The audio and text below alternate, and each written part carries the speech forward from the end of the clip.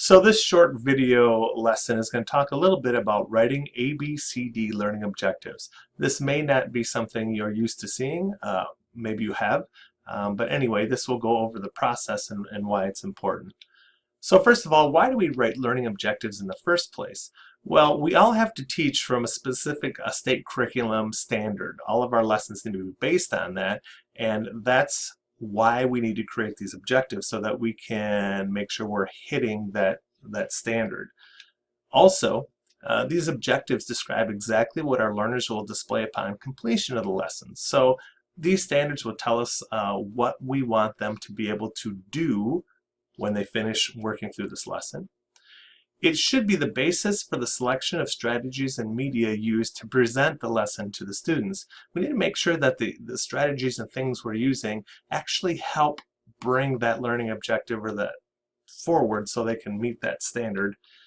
And finally, it's the basis for learning expectations and assessment. So we should be able to know that, hey, we expect our students to learn this information, and this is how we're going to test it to make sure that they're good for it. So that's the reasons why we write learning objectives in the first place.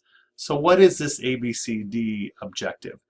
Well, it's not one that I've heard anything before. When I was at Grand Valley, this actually was shown to me by Professor Psycho, who is the person who taught this class before I did, and the one that kind of got me started here at Grand Valley. And basically, it's an easy way to write a well-stated learning objective that's easy for you to measure. So easy to understand, easy to measure, that makes a good learning objective. So what are the steps involved here? Well, the A of ABCD is the audience. Who is the objective for? Generally, this is when you say the student will or something along that line. B, the behavior.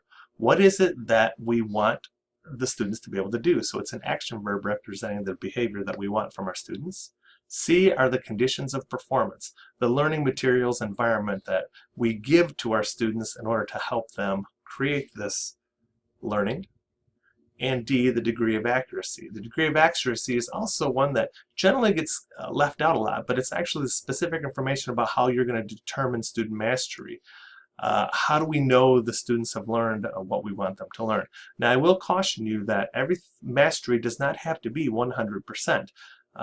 Sometimes it makes good sense for you to have 100% accuracy, but you don't always have to have that. For example, if you're doing something and we have an assessment that has 10 questions on it, and they get 8 out of the 10 correct, that shows that they've mastered the subject. So just be careful. It doesn't always have to be 100%. It can be, doesn't always have to be. So let's look at what a well-stated learning objective might look like. So let's say we're writing an ABCD objective related to an Earth and Space Science curriculum standard. It could look something like this. Upon completion of this learning experience, the learner will be able to identify the planets in our solar system when shown pictures, getting at least 6 out of 8 correct. You'll see the A, the audience, the learner. B, the behavior, will be able to identify the planets in our solar system.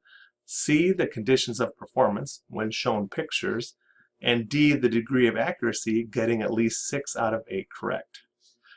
So that is a well-designed learning objective that is easy to understand and easy to assess, and really takes care of the business there. So if you have any questions about this, please feel free to contact me, and thanks.